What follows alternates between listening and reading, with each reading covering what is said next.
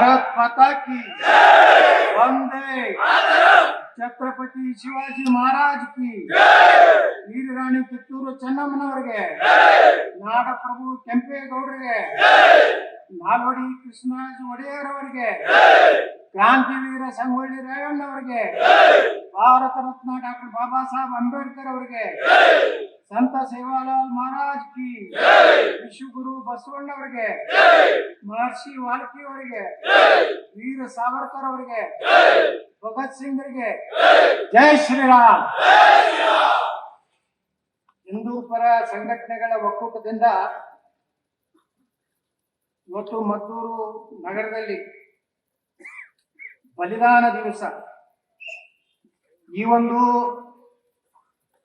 ನಮಗಾಗಿ ತಮ್ಮ ಸರ್ವಸ್ವವನ್ನ ತ್ಯಾಗ ಮಾಡಿದಂತಹ ಭಾರತದ ಸ್ವಾತಂತ್ರ್ಯದ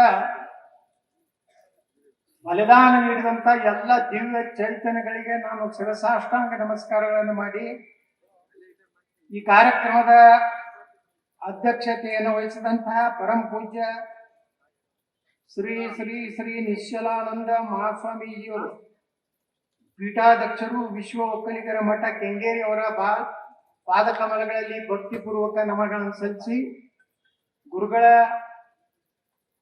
ಹಿಂದಿನ ಜಿಲ್ಲಾಧಿಕಾರಿಗಳಾಗಿ ವಿಶೇಷ ಜಿಲ್ಲಾಧಿಕಾರಿಗಳಾಗಿ ಅಂತ ಅಧಿಕಾರವನ್ನು ತ್ಯಾಗ ಮಾಡಿ ಇವತ್ತು ಧರ್ಮ ದೇಶದ ಸಲುವಾಗಿ ಪವಿತ್ರ ಕಾರ್ಯವನ್ನ ಮಾಡ್ತಿರುವಂತ ಪೂಜ್ಯರನ್ನು ಇನ್ನೊಮ್ಮೆ ಸ್ಮರಣೆ ಮಾಡಿಕೊಂಡು ಇನ್ನೊಬ್ಬ ಪೂಜ್ಯರಾದಂತ ಶ್ರೀ ಶ್ರೀ ರಾಜಸ್ವಾಮಿ ಗುರುಗಳು ಶಿವಪುರ ಮಠ ಮದ್ದೂರವರಲ್ಲಿ ಭಕ್ತಿಪೂರ್ವಕ ನಮನಗಳನ್ನು ಸಲ್ಲಿಸಿ ಈಗ ತಾನೇ ತಮ್ಮನ್ನೆಲ್ಲ ಉದ್ದೇಶಿಸಿ ಮಾತನಾಡಿ ಅನಿವಾರ್ಯ ಕಾರಣಗಳಿಂದ ತೆರಳಿದಂತ ಅನಂತಕುಮಾರ್ ಹೆಗಡೆ ಅವರನ್ನು ಸಹ ಇವತ್ತು ನಾವು ನೆನಪು ಮಾಡ್ಕೊತೀವಿ. ಕರ್ನಾಟಕದಲ್ಲಿ ಒಂದು ವಾತಾವರಣ ತಯಾರಾಗಿದೆ, ಹವಾ ತಯಾರಾಗಿದೆ. ಬಸನಗೌಡ ಪಾಟೀಲ್ ಯತ್ನಾಳು, ಅನಂತಕುಮಾರ್ ಹೆಗಡೆ, ನಮ್ಮ ಪ್ರತಾಪ್ ಸಿಂಹ,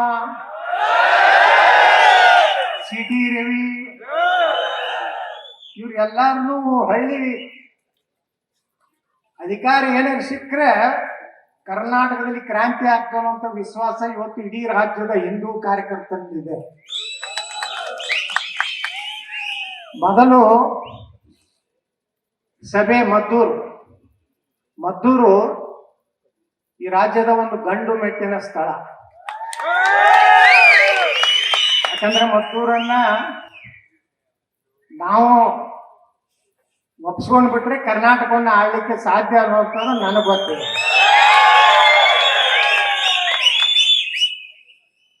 ಹೇಳಿದ್ರಲ್ಲ ಅನಂತಕುಮಾರ್ ಹೆಗಡೆ, ನಾವು ಕಾರ್ನಾಗ ಮಾತಾಡ್ಕೊತ ಬಂದೀವಿ. ಹಳೆ ಮೈಸೂರು ಭಾಗದ ಜನ ಎಷ್ಟು ಸ್ವಾಭಿಮಾನಿಗಳು ಮತ್ತು ಧೈರ್ಯವಂತರಂದ್ರೆ ಟಿಪ್ಪು ಸುಲ್ತಾನನ ಮುಂದೆ ಯಾವ ವಂಶ ಮುಂದೆ ಬರಿಲಾರದಷ್ಟು ಮುಗಿಸಿ ಕಲ್ಕತ್ತಾದಲ್ಲಿ ಸೈಕಲ್ ರಿಕ್ಷಾ ಹೊಡಿಲಿಕ್ಕೆ ಕಳಿಸೋದವರು ಹಳೆ ಮೈಸೂರು ಭಾಗದವರು. ಯಾರಿಗೆ ಗೊತ್ತೈತೆ ಈಗ ಟಿಪ್ಪು ಸುಲ್ತಾನ್ ವಂಶ ಎಲ್ಲೈತು? ಕಲ್ಕತ್ತಾದಾಗ ಸೈಕಲ್ ರಿಕ್ಷಾ ಸಲಮ್ನಾಗ ಇರ್ತಾರೆ. ಅದನ್ನ ಕಳಿಸ್ಕೊಟ್ಟಾರ ಯಾರು? ಮಂಡ್ಯದ ಗಂಡುಗಳು, ಮೈಸೂರು ಭಾಗದ. ಇವತ್ತು ನಮ್ಮನ್ನೆಲ್ಲ ದಿಕ್ಸೂಚಿ ಭಾಷಣ ಮಾಡಿದ್ರು.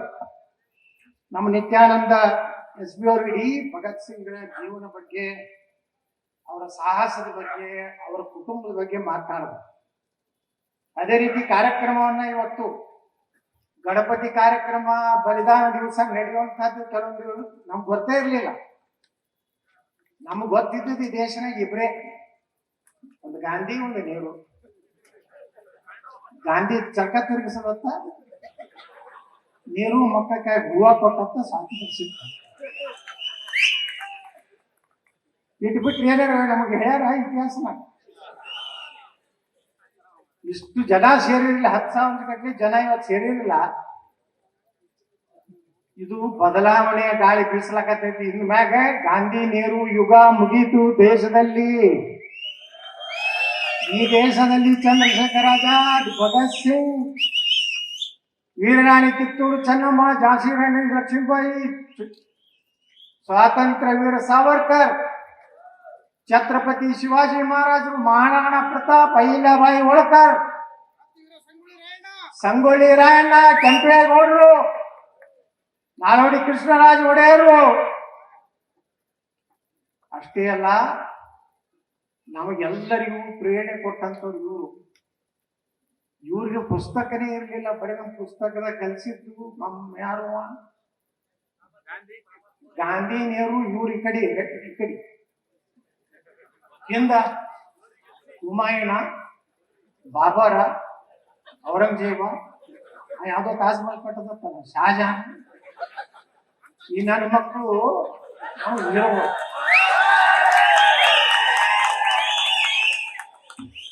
ನಮ್ಮವರನ್ನ ನಾವು ಶೌರ್ಯದ ಅವ್ರು ಎಷ್ಟು ಶೌರ್ಯದ ಸಂಕೇತಿತ್ತು. ಮಹಾರಾಣಾ ಪ್ರತಾಪ್ ಇತಿಹಾಸ ಓದಿಬಿಟ್ರೆ, ಮಹಾರಾಣಾ ಪ್ರತಾಪನ ಏನು ಅವ್ರು ವೇಟ್ ಎಷ್ಟಿತ್ತು ಅಂದ್ರೆ 120 ಕಿಲೋ ಇತ್ತು. ಹೆಂಗಿರ್ಬೇಕು ಅವ್ರ ಕೈಯಾಗಿನ ಖಡ್ಗ 70 ಕಿಲೋ. ಒಂದು ತೆರೆ ಹೊಡೆದ್ರ ಕೆಳಗಿನ ತನ ಪೂರ್ತಿ ಕುದುರಿ ಪದ್ರ ಅಂತ ಆಗಿಬಿಡ್ಬೇಕು. ಇದನ್ನ ಯಾರು ನೆಲೆಯಾರಿ? ಛತ್ರಪತಿ ಶಿವಾಜಿ ಮಹಾರಾಜರು. ಅವ್ರ ಬಗ್ಗೆ ಎಲ್ಲರ ಇತಿಹಾಸ ನಮ್ಗೆ ಹೇಳ್ಯಾರ. ಮರಾಠರ ತಿಳಿಯವ್ರು ಒಂದು ಜಾತಿಗೆ ಸೀಮಿತ ಮಾಡ್ತಾರೆ. ಛತ್ರಪತಿ ಶಿವಾಜಿ ಮಹಾರಾಜರ ತಂದೆ ಶಹಾಜಿ ರಾಜೇ ಬೆಂಗಳೂರಿನ ಸರ್ದಾರ. ಇತಿಹಾಸ ತಮಗೆ ಹೆಂಗ್ ಬೇಕು ಹಂಗ್ ಕರ್ಕೊಂಡ್ಬಿಟ್ರು. ಯಾಕಂದ್ರೆ ಗಾಂಧಿ ನೆಹರು ಹೇಳಿದವ್ರೆ ಒಂದಿಷ್ಟು ಈ ಕಳ್ಳನ ಮಕ್ಕಳು ಅದಾರಲ್ಲಿ ಕಮ್ಯುನಿಸ್ಟು ಲದ್ದಿ ಜೀವಿಗಳು. ಈ ಲದ್ದಿ ಜೀವಿಗಳು ಕರ್ನಾಟಕದಾಗ ಹೋದವ. ಬೆಂಗಳೂರಿನಾಗ ಒಬ್ಬ ಸ್ವಾತಂತ್ರ್ಯ ಹೋರಾಟಗಾರ ಇದ್ದ. ಇಲಿಯ ಬಾಲಕ್ಕೆ ದಾರವನ್ನ ಕಟ್ಟಿ ಬಾಂಬನ್ನು ಬ್ರಿಟಿಷ್ ಪೊಲೀಸರ ಟಾಂಗಿಯಲ್ಲಿ ಹೊಕ್ಕಿಸಿ ಬಾಂಬ್ ಸ್ಫೋಟ್ ಮಾಡಬೇಕು. ಹೆಂಗ್ರಿ ಆಗಿರ್ಬೇಕು? ಇಡೀ ಬಾಲಕ್ಕೆ ನಿಲ್ಲುತ್ತೈತೆ. ಆ ಮುತ್ಯಾನ ತಗೊಂಡು ಯಾವಾಗಲೂ ಅದೇನು ಬೆಂಗಳೂರಿನಾಗ ವೆಹಿಕಲ್ ತಗೊಂಡು ಹಾಲ ಅದು ಸ್ವಾತಂತ್ರ್ಯ ಹೋರಾಟಗಾರ ಅವರ ನೇತೃತ್ವದಲ್ಲಿ ನನಗೆ ಒಬ್ಬ ಹೇಳಿದ್ರು, ಒಂದು ಮಸಾಲೆ ತೋರಿಸಿ ಒಂದು ಕಾಫಿ ಕುಡಿಸಿ ತಂದು ಕೊಟ್ಟಿಸ್ಬಿಡ್ತೀವಿ. ಇವ್ರು ಸ್ವಾತಂತ್ರ್ಯ ಹೋರಾಟ ಎಲ್ಲಿ ಮಾಡಿದ್ರಿ? ಸ್ವಾತಂತ್ರ್ಯ ಹೋರಾಟ ಮಾಡೋದ್ರ ಇಲ್ಲಿ ಹಾಕಿರಲ್ಲ. ಇಂಥ ಜನ ಒಬ್ಬರಲ್ಲ. ಚಂದ್ರಶೇಖರ ಆಜಾದ್, ಟ್ಯಾಟ್ಯಾ ಟೋಪಿ, ಲಾಲಾ ಲಜಪತ್ ರಾಯರು, ಬಿಪಿನ್ ಚಂದ್ರ ಪಾಲ್ ಅವರು, ಖುದಿರಾಮ್ ಬೋಸ್ ಅಂತ ಹೇಳಿ ಒಬ್ಬ ಸಣ್ಣ ಹುಡುಗ, 15 ವರ್ಷದ ಹುಡುಗ, ಗುಂಡಿಗೆ ಬಲಿ ಆಗ್ತಾರೆ ಕಲ್ಕತ್ತದ. ಅವರೆಲ್ಲ ತಮ್ಮ ಜೀವನವನ್ನ ದೇಶದ ಸ್ವಾತಂತ್ರ್ಯಕ್ಕಾಗಿ ಅವ್ರೇನು ಮುಂದೆ ನನ್ನ ಮಗ MP ಆಗ್ತಾನೋ, ನನ್ನ ಮಗ MLA ಆಗ್ತಾನೋ, ನನ್ನ ಮಗ ಕರ್ನಾಟಕದ ಮುಖ್ಯಮಂತ್ರಿ ಆಗ್ಬೇಕು, ಕರ್ನಾಟಕ ಲೂಟಿ ಮಾಡಬೇಕು, ದುಬೈದಲ್ಲಿ ಮಾರಿಷಸ್ನಲ್ಲಿ ಆಸ್ತಿ ಮಾಡಬೇಕಂತ ಕನಸು ಬಂದವಲ್ಲ. ಇಲ್ಲಿ ಎಷ್ಟೋ ಮದ್ದೂರಾಗ ಎಷ್ಟೋ ಸ್ವಾತಂತ್ರ್ಯ ಹೋರಾಟಗಾರ ತಮ್ಮ ಹೊಲ ಮನೆ ಮಾಡ್ಕೊಂಡು ಎಲ್ಲ ಮಾಡಿ ಒಯ್ದು ಎಲ್ಲಾರು ಕೂಡಿ ಗಾಂಧಿಗೆ ಕ್ರೆಡಿಟ್ ಕೊಡ್ತೀವಿ. ಗಾಂಧಿ ಏನೂ ಮಾಡಿಲ್ಲ. ಜೈಲಾಗಿದ್ರು ಆರಾಮಿದ್ರು ಗಾಂಧಿನೇರು. ಚೈನಿ ಹೊಡಿತಿದ್ರು ಅವ್ರ ಒಳಗ. ಗಾಂಧಿಯ ಹತ್ಯೆ ಆದ ನಂತರ ಮನೆ ಪಾರ್ಲಿಮೆಂಟ್ ನಲ್ಲಿ ಹೇಳಿದ್ರು ನೋಡ್ರಿ ಒಬ್ರು MP, ಗಾಂಧಿ ಹತ್ಯೆ ಆದ ಮರುದಿವಸನೇ Jawaharlal Nehru Lord Mountbatten Lord ಮೌಂಟ್ ಬ್ಯಾಟಿನ ಹೆಂಡತಿ ಜೋಡ ಆ ರೂಮ್ನಾಗ ಮಕ್ಕೊಂಡಿದ್ದ ಅವ್ರ ಮಗಳು ಬುಕ್ಕ ಬರ್ದ.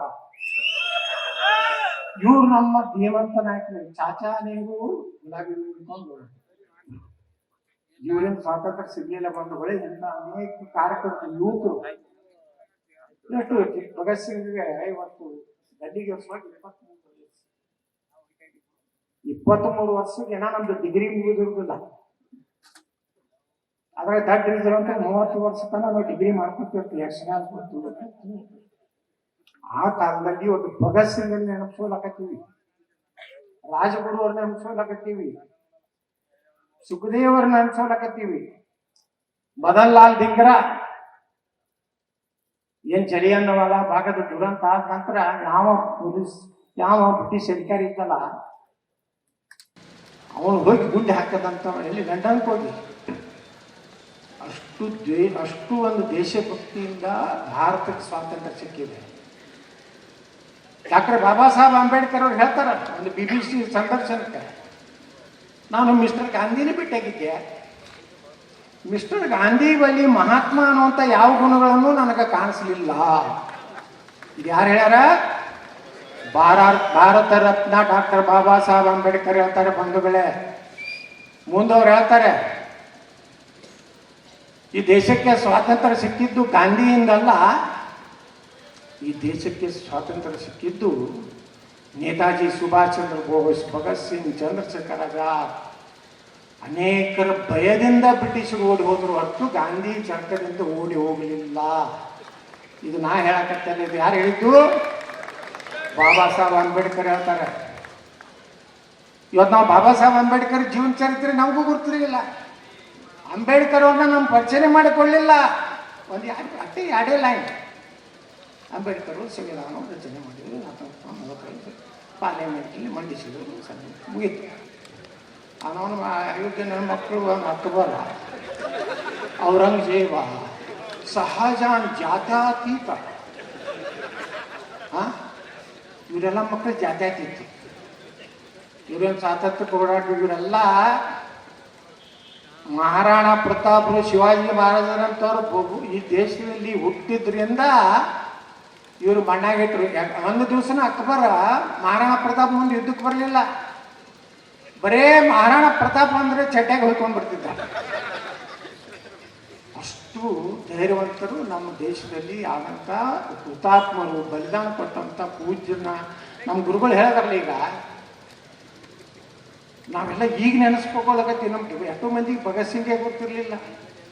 ಸ್ವಾತಂತ್ರ್ಯ ವೀರ ಸಾವರ್ಕರ್ 2 ಸಲ ಕಾಳಾಪಾನಿ ಅಂದ್ರೆ ಏನು? ದಿನ 1 ಪೌಂಡ್ ಕೊಬ್ಬರಿ ಎಣ್ಣೆ ಹೆಂಗೆ ಎತ್ತಿನ ಗಾಣಕ್ಕೆ ಕಟ್ತಾರಲ್ಲ, ಅದರಲ್ಲಿ ಕಟ್ಟಿ ತಿರುಗಿಸೋದಾಗ 1 ಪೌಂಡ್ ಎಣ್ಣೆ ತೆಗಿಲಾಕೆ ಬೇಕು. ಒಂದೇ ರೂಮ್ನಲ್ಲಿ ಶೌಚಾಲಯ, ಒಂದೇ ರೂಮ್ನಲ್ಲಿ ಊಟ. ಏನು ನಮ್ಮ ಪ್ರಧಾನಮಂತ್ರಿ ಏನು ಪೋರ್ಟ್ ಬ್ಲೇರ್ಗೆ ಹೋಗಿ ಸ್ವಾತಂತ್ರ್ಯ ವೀರ ಸಾವರ್ಕರ್ ಹೆಸರಲ್ಲಿ ಒಂದು ಇಂಟರ್ನ್ಯಾಷನಲ್ ಏರ್ಪೋರ್ಟ್ ಮನೆ ತಯಾರು ಮಾಡೋದಿಲ್ಲ. ಸ್ವಾತಂತ್ರ್ಯ ವೀರ ಸಾವರ್ಕರ್ ಬಗ್ಗೆ ಈ ನಕಲಿ ಗಾಂಧಿಗಳು ಹಗರು ಮಾತಾಡ್ತಾರೆ. ಇವು ಯಾವ್ದು ಅನ್ನೋದೇ ನಮ್ಗೆ ಗೊತ್ತಿಲ್ಲ, ಇವು ಯಾವ ಪ್ರೊಡಕ್ಷನ್ ಅನ್ನೋದೇ ಗೊತ್ತಿಲ್ಲ. ಅಪ್ಪ ಪಾರ್ಸಿ, ಅವ್ವ ಸಾಬರು, ಕ್ರಿಶ್ಚಿಯನ್ರು, ಪಾರ್ಸಿ ಎಲ್ಲ ಮಿಕ್ಸ್. ಆದ್ರೆ ಅವ್ರ ಮಗ ಬ್ರಾಹ್ಮಣ. ಇದು ಹೆಂಗೆ ಆಗ್ತೈತ್ರಿ? ಅಲ್ಲೇ ಬ್ರಾಹ್ಮಣರದ್ದು ಎಲ್ಲಿ ವಿದ್ಯೆ ಇಲ್ಲ. ಅವ ಬ್ರಾಹ್ಮಣ, ಜನೇವುದಾರಿ ಬ್ರಾಹ್ಮಣ. ಹೋಗಿ ಅಲ್ಲಿ ಕಾಸು ಪೂಜೆ ಮಾಡ್ತಾರೆ. ಇವ್ರು ಮಾತಾಡ್ತಾರೆ ಏನು? ವೀರ ಸಾವರ್ಕರ್ ಒಬ್ಬ ಶರಣರಾದ ಬ್ರಿಟಿಷರಿಗೆ ಅಂತೇಳಿ. ಪಾಪ ವೀರ ಸಾವರ್ಕರ್ ಅವ್ರಿಗೆ 10 ವರ್ಷ ಒಂದು ಕಾಲಾಪಾನಿ ಅಂದ್ರೆ. ಅಂತಾದ್ರಿಂದ ಬಿಡಿಸ್ಕೊಂಡು ಬರ್ಬೇಕಾದ್ರೆ ಸಮುದ್ರದಾಗಿ ಒಂದು ಹಡಗಿನಿಂದ ಹಾರಿ ಅವರು ವೀರ ಸಾವರ್ಕರ್ ಕತಿ ಕೇಳಿಬಿಟ್ರೆ ಈಗೇನು ಮಾತಾಡ್ತಾರೆ ಗೊತ್ತಿಲ್ಲ ಇವರು ಅಲ್ಕ ನನ್ನ ಮಕ್ಕಳು. ಇವ್ರಿಗೆ ಒಂದು ಸಮುದ್ರದಾಗ ಜಿಗಿಸ್ಬಿಡ್ರಿ ನೋಡೋಣ, ಹಳ್ಳಿ ದಂಡಿಗೆರೆ ಬರ್ತಾರೆ ನೋಡೋಣ. ಇಲ್ಕಂದ್ರೆ ಎತ್ತಿನ ಗಾಣಕ್ಕೆ ಇವ್ರು ಕಟ್ಟಿ 1 ಪೌಂಡ್ ಎಣ್ಣೆ ತೆಗೆತ್ತಾಳೆ. ಆ 3 ತಿಂಗಳಿಗೆ ಅವನು ಫಾರಿನ್ ಕೂಡಿ ಹೋಗ್ತಾನೆ. ಎದಕ್ಕೆ ಹೋಗ್ತಾನೋ ನಮಗೂ ಹೋಗ್ತೀವಿ, ಇರುವುದೇ ಎಲ್ಲ ಗಿರಾಕಿ. ಹಂಗ ಇವತ್ತು ಬಹಳ ಹಗುರವಾಗಿ, ನಾವೇನು ಗಾಂಧಿ ವಿರೋಧಿಗಳಲ್ಲ.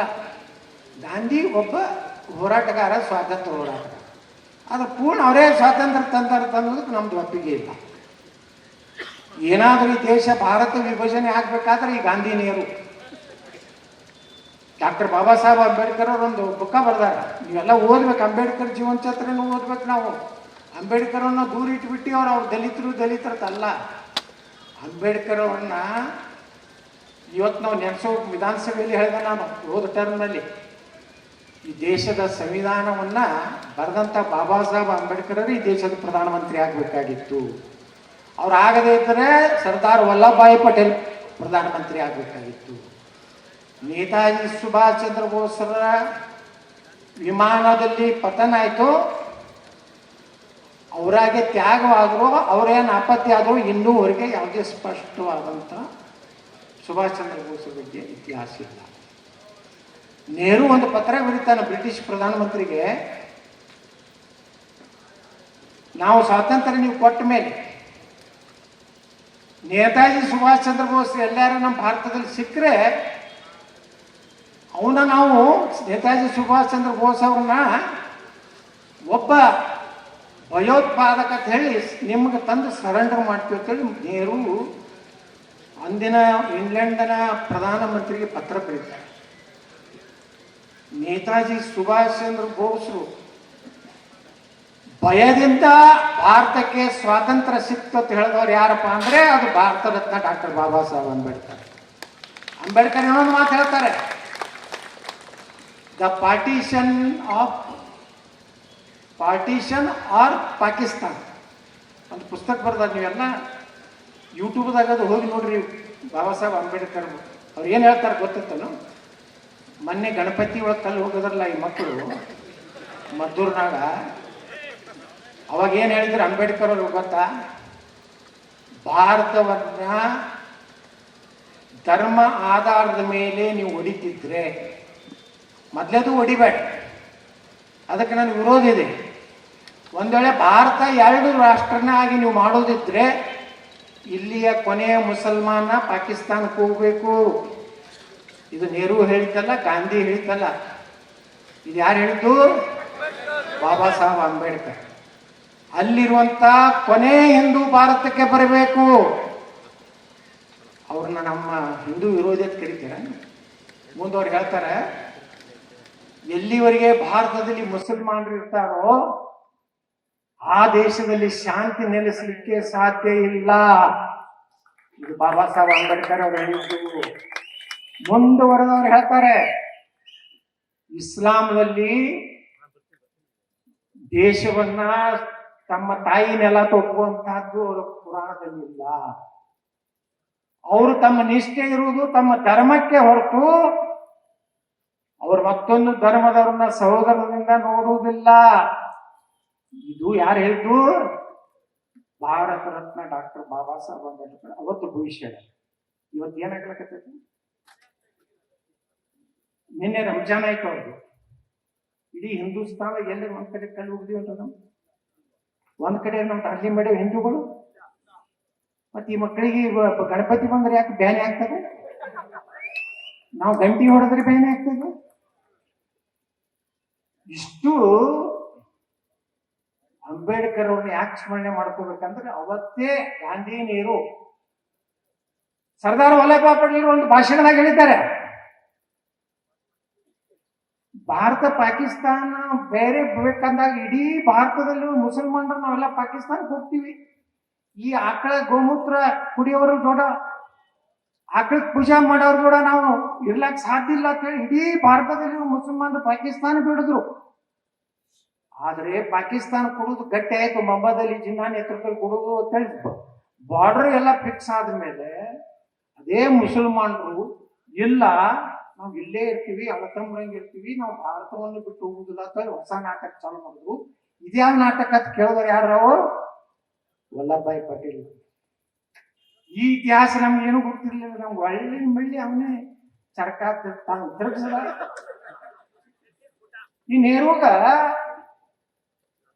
ವೀರ್ ಸಾವರ್ಕರ್ಗೆ ಎಂತ ಶಿಕ್ಷೆ ಕೊಟ್ರು, ಭಗತ್ ಸಿಂಗ್ ಎಂತ ಶಿಕ್ಷೆ ಕೊಟ್ರು, ರಾಜಗುರು ಅವ್ರಿಗೆ ಎಂತ ಶಿಕ್ಷೆ ಕೊಟ್ರು, ಚಂದ್ರಶೇಖರ್ ಆಜಾದ್ ಒಂದು ಗಿಡದ ಕೆಳಗೆ ಮಕ್ಕೊಂಡಿದ್ದ ಹೋಗಿ ಬ್ರಿಟಿಷರು ಗುಂಡು ಹಾಕೊಂಡ್ರು. ಎಷ್ಟು ಮಂದಿ ಗುಂಡು ಹಾಕೊಂಡಿದ್ದಾರೆ? ಅವ್ರು ಯಾರು ಇತಿಹಾಸದಲ್ಲಿ ದಾಖಲೆಗಳ ಬಂಧುಗಳಲ್ಲಿ ಮದ್ದೂರಿನಲ್ಲಿ ಗುಂಡು ಹಾಕೊಂಡಿದ್ದಾರೆ. ಇಡೀ ದೇಶದ ಮೂಲೆ ಮೂಲೆಯಲ್ಲಿ ಜನ ಅಷ್ಟು ರೀತಿಯಿಂದ ಸ್ವಾತಂತ್ರ್ಯಕ್ಕಾಗಿ ಹೋರಾಟ ಮಾಡಿದ್ರು. ಅದಕ್ಕೆ ನಮ್ಗೆ ಸ್ವಾತಂತ್ರ್ಯ ಸಿಕ್ಕಿದೆ.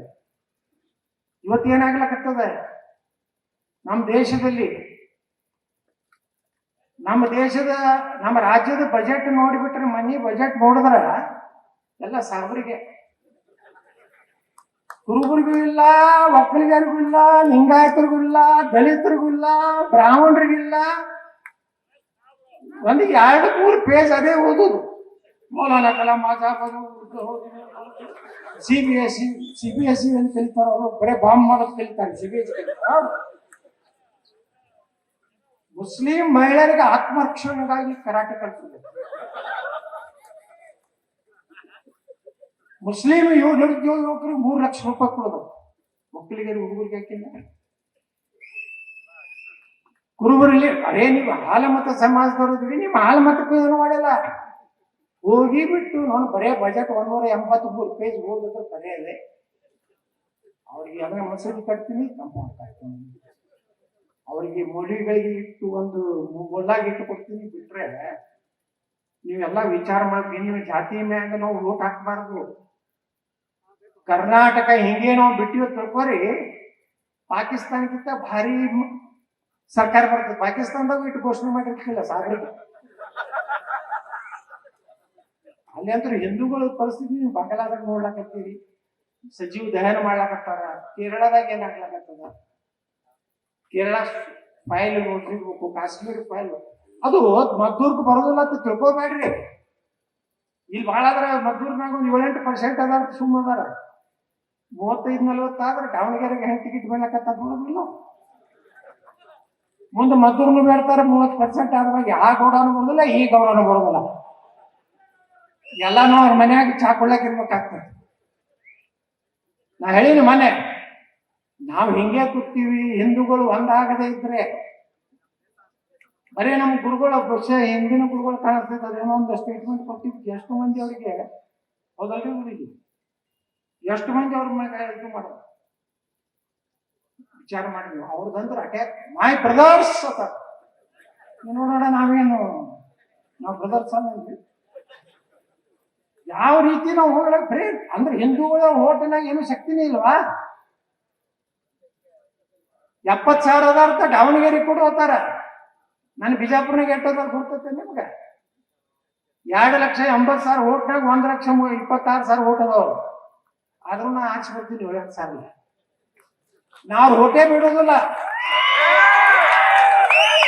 ನಾ ಹೇಳ್ಬಿಟ್ಟೆ, ನೀವು ಓಟು ಹಾಕ್ಬೇಡ್ರಿ, ಬುರ್ಕಾಗಟ್ಟ ಆಗಿದ್ರು ನಮ್ಮ ಆಫೀಸ್ಗೂ ಬರ್ಬಾರ್ದು. ಓಟೆ ಹಾಕಿದ್ರು ನನಗೆ ಎದಕ್ ಬರ್ತಾರೆ. ಈಗ ಬಿಜಾಪುರ್ನಾಗ ನಗರ ಜಿಗಿದಾಡ್ತಾರೆ. ಅದು ಎಲ್ಲ ಹಿಂದೂಗಳು ಒಂದೇ ದಲಿತ ಹಿಂದೂ ಇದಾವ್ರು, ಲಿಂಗಾಯತರು, ಮರಾಠರು, ಬ್ರಾಹ್ಮಣರು ಎಲ್ಲ ಒಂದ್ ಕಡೆ. ಹಿಂಗಾಗಿ ನಾ ಆಚೆ ಬರ್ತೀನಿ, ಹಿಂಗೆ ಮಾತಾಡ್ಕೊಂಡಿದ್ದಾರೆ.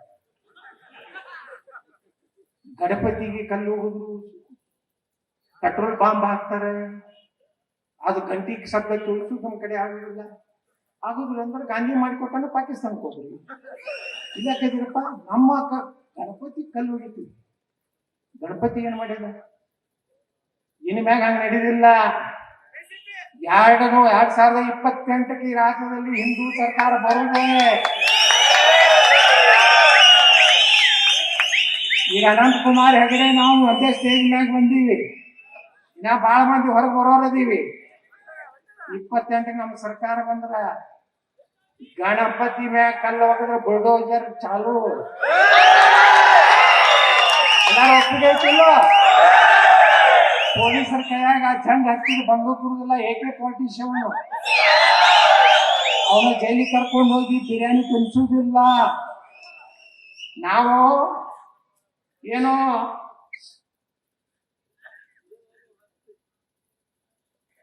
ನಾವೇನೋ ನಿಮಗ ಇರುವುದಿದ್ರೆ ಚಂದಾಗಿರಿ. ನಮ್ಮ ಮೆರವಣಿಗೆ ಹೋಗಾಗ ಬಂದು ಹೊರಗೆ ನಿಂತು ಜೈಕಾರ ಹಾಕಿ ಒಂದೇ ಮಾತ್ರ ಅಂದ್ರಿ. ನೀವೇನಾರೇ ಇದೇ ಸಿದ್ದರಾಮಯ್ಯನೇ ಇರ್ತಾರ, ನಾವು ಹೆಂಗ್ ಬೇಕಾದಂಗೆ ನಡೀತೀವಿ ಅಂದ್ರೆ 78ರಾಗ ಯಾವ ಅಯ್ಯಾನು ಇರೋದಿಲ್ಲ.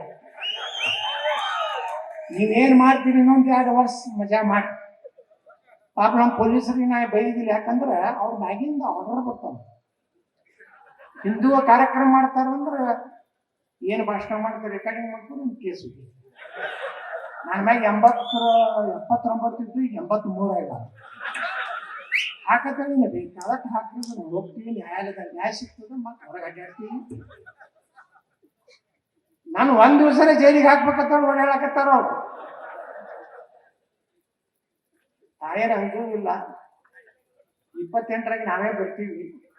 ನೀವೆಲ್ಲ ಕೇಸ್ಗಳನ್ನ ರದ್ದುಪಡಿಸಿ ಯಾರು ಹಿಂದೂಗಳ ಪರವಾಗಿ ಹೋರಾಟ ಮಾಡ್ಯಾರ ಕರ್ನಾಟಕದಾಗ ಎಲ್ಲರಿಗೂ ಅವ್ರ ಗೌರವ ಪ್ರಶಸ್ತಿ ಕರ್ನಾಟಕ ಸರ್ಕಾರದಿಂದ ಕೊಡ್ತೀವಿ. ನಿಜವಾಗಿ ಮೊದಲೇ ದಿವಸ ಎಲ್ಲ ಕೇಸ್ಗಳು ವಾಪಸ್ ಹಾರಾಡಿದ್ರಿ. ಪೊಲೀಸ್ ಕೈಗೆ ಏಕೆ ಪೊಲಿಟಿಷಿಯನ್ ಪಾಕಿಸ್ತಾನ ಜಿಂದಾಬಾದ್ ಅಂದ್ರ ಬಾಯಾಗಿಟ್ಟು ಹೊಡಿತೀವಿ. ನಡೀಲಿ ನಿನ್ನ ಸುಮ್ಮನೆ ನಾವು ಎಲ್ಲರೇ ನಾಟಕ ಮಾಡ್ಕೊತ ಕೂತೀವಿ ಅಂದ್ರ ಹಿಂದೂ ಮುಸ್ಲಿಂ ಬಾಯಿ ನೀ ಸುರ್ಕುಂಬ ಕುಡಿ, ನೀ ಸುರ್ಕುಂಬ, ಯಾ ಸುರ್ಕುಂಬ ಎಲ್ಲಿವರೆಗೆ 40% ಆಗೋವರೆಗೆ ನೀವು ಬೈಯಾಗಳು. ಮುಂದೆ ಈ ದೇಶಕ್ಕೆ ಸ್ವಾತಂತ್ರ್ಯ ತಂದು ಕೊಟ್ಟರು ಯಾರು? 99% ನಮ್ಮ ಹಿಂದೂಗಳ ಹೋರಾಟದ ಫಲದಿಂದ ಭಾರತ ಸ್ವಾತಂತ್ರ್ಯ ಸಿಕ್ಕಿದೆ. ಪುಕ್ಷಟೆಗೆ ಪಾಕಿಸ್ತಾನ ಕೊಟ್ಟವರು ಗಾಂಧಿ. ಗಾಂಧಿ ಭಾರತದ ರಾಷ್ಟ್ರಪಿತ ಅಲ್ಲ, ಪಾಕಿಸ್ತಾನದ ರಾಷ್ಟ್ರಪಿತ. ನಮ್ಮ ದೇಶಕ್ಕೆ ಯಾರು ರಾಷ್ಟ್ರಪಿತ, ನಮ್ಮ ದೇಶಕ್ಕೆ ಯಾರು ಪಿತ ಇಲ್ಲ. ಭಾರತ ಮಾತೆ ನಮ್ಮ ತಾಯಿ. ಈ ದೇಶಕ್ಕೆ ಯಾವ ರಾಷ್ಟ್ರಪಿತ ಇಲ್ಲ. ನಮ್ಮ ದೇಶ ಏನಾದ್ರು ಸ್ವತಂತ್ರವಾಗಿ ಹಿಂದೂಗಳು ಜೀವನ ಮಾಡಬೇಕಂದ್ರೆ ನೀವೆಲ್ಲ ಒಕ್ಕಲು ಜಾತಿ. ಮುಂದಿನ ಸಲ ಬಹಳ ಮಂದಿ ಭಯ ಬಂದೈತಿ ಮಂಡ್ಯ ಜಿಲ್ಲಾದಾಗ. ಮ್ಯಾಲ ಬರ್ಲಾಕತ್ತ ನನ್ ಕೆಲವೊಂದು ಮಂದಿ ಬಂದು ಕೇಳ್ತಾರೆ, ಎತ್ತಾಳ್ರಿ ನೀವ್ ಯಾಕೆ ಕಡೆ ಬರ್ತಾ ಇದ್ದೀರಿ? ಮದ್ದೂರ್ಗೆ ಏನಾರು ಇಲೆಕ್ಷನ್ ನಿಂದ ಹೋಗಿದ್ದೀನಿ ಅಂದ್ರೆ ಮದ್ದೂರ್ಗೆ ಇಲೆಕ್ಷನ್ ಬರಲಾಗಿಲ್ಲ. ಮಂಡ್ಯಕ್ಕೆ ನಾವು ಇಲೆಕ್ಷನ್ ಸಲುವಾಗಿ ಬರಲಾಗಿಲ್ಲ. ಜಾಗೃತಿ ಮಾಡೋದ್ರ ಸಲುವಾಗಿ ಇಲ್ಲಿ ಯುವಕರು ನಾನು ಕಳಿಸ್ಲಾಕತ್ತಾರ, ಅದಕ್ಕೆ ನಾವು ಬರ್ಲಾಕತ್ತೀವಿ. ನೀವೇನ್ ತಿಳ್ಕೊಂಡ್ರೆ ಇಷ್ಟು ದಿವಸ ಯುವಕರು ಜಾತಿ ಮ್ಯಾಗ ಹೋಗುದ್ರು ಯುವಕರು ಇವತ್ತು ಎಲ್ಲಾ ಕೇಸರಿ ನೋಡ್ಬಿಟ್ರ ಇವತ್ತು ರಾತ್ರಿ ಮಂಡ್ಯ ಜಿಲ್ಲಾದಲ್ಲಿ ಲೀಡರ್ಗಳಿಗೆ ನಿದ್ದಿನೇ ಹಾಕ್ತಿದ್ರು. ಏನ್ ಮಾಡ್ಬೇಕು, ಹೆಂಗ್ ಮಣ್ಣಾಗಿದ್ರು, ಒಬ್ಬ ಹೆಗಡೆ ಒಬ್ಬ ಸೇರ್ದ. ಹಿಂಗಾದ್ರೆ ಹಿಂದೂ ಸಂಘಟನೆ ಆಯ್ತಂದ್ರೆ ನಮ್ಮದೆಲ್ಲ ಪೊಕ್ಕಳ ಭಾಷಣ ಯಾರು ಕೇಳುದಿಲ್ಲ. ಹಿಂಗಾಗಿ ಭಯ. ನನಗ ವಿಧಾನಸಭೆ ಬಂದು ಕೇಳ್ತಾರ, ಏನು ನಾನು ನಿನ್ನ ಮೇಲೆ ಮೇಲೆ ಯಾಕೆ ಬರ್ತಾ ಇದೆಯಣ್ಣ?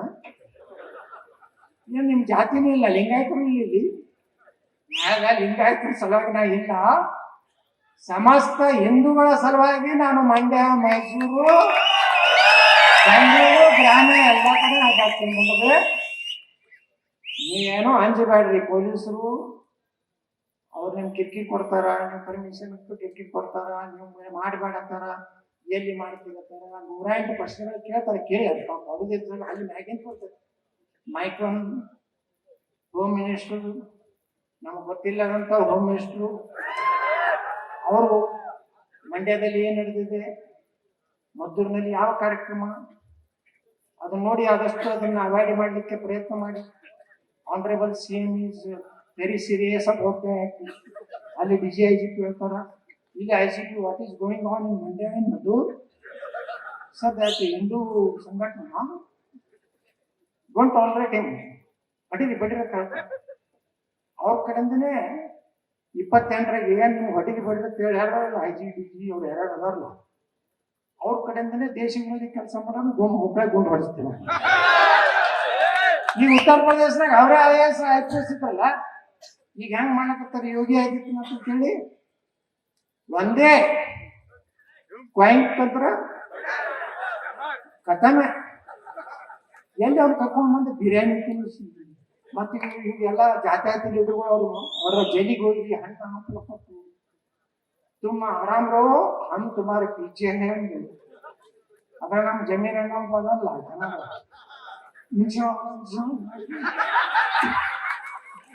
ನಾ ವಕಫದಾಗ ನಾನು ಹೇಳ್ದೆ, ನೀ ಏನ್ ಬೇಕಾದಲಾಗ ಹೊಡಿ, ವಕಫದಾಗ ನಿಮ್ಮ ಎಲ್ಲ ಆಸ್ತಿ ನಮ್ದದು. ಭಾರತದಾಗಿರು 1 ಇಂಚ್ ಆಸ್ತಿನೂ ಯಾರ್ದದು? ನಿಮ್ದು ಆಸ್ತಿ ಪಾಕಿಸ್ತಾನದಾಗ ಐತೆ, ಅಲ್ಲಿ ಹೋಗು.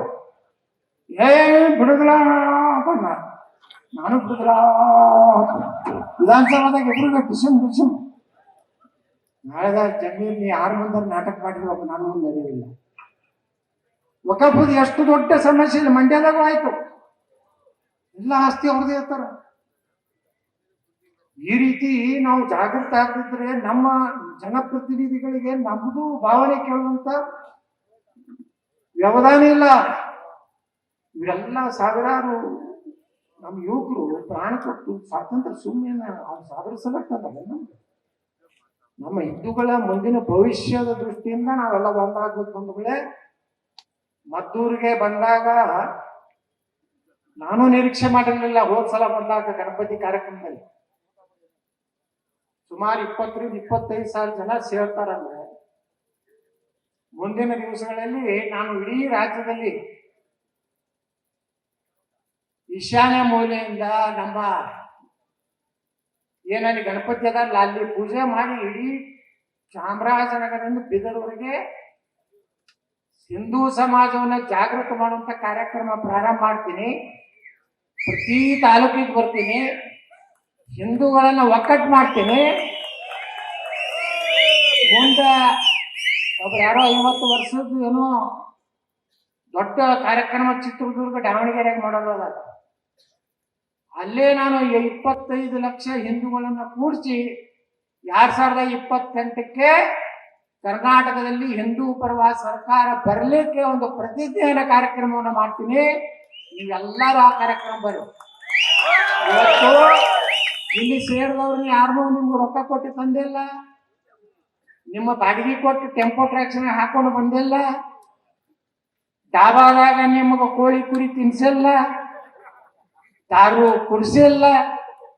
ಗುರುಗಳ ಸಾನ್ನಿಧ್ಯ ನಾವು ಬರ್ತೀವಿ ಅಂದ್ರೆ ಪುಕ್ಕಟ್ಟು ಸೇರಿದಂತ ಜನ ಇಟ್ಟಿದ್ದಂದ್ರೆ ಎಷ್ಟೋ ಕಡೆ ನಾನು ಹೋಟೆಲ್ದಾಗ ಚಾ ಕುಡಿಯಾಗ ನಾಷ್ಟ ಮಾಡಾಗ ಊಟ ಕೂತಾಗ ಇನ್ನಾಗ ನಾವು ಇದರಲ್ಲಿ ಟಿಫನ್ ಸೇವೆ ಅಲ್ಲಿ ಪಾಪ ಮಾಲೀಕರು ಮದ್ದೂರು ಒಡೆ ಕಾಫಿ ಮಾಡ್ಸಿದ್ರು. ಕುಡಿಯಾಗ ಒಂದಿಷ್ಟು ಹಿರಿಯರು ಬಂದು ಹೇಳಿದ್ರು, ಬಹಳ ವಯಸ್ಸಾದ ಯತ್ನಾಳ್ ನಿಮ್ಮಂತ ಒಬ್ಬ ಗಂಡಸ ಕರ್ನಾಟಕಕ್ಕೆ ಬೇಕಾಗಿದೆ,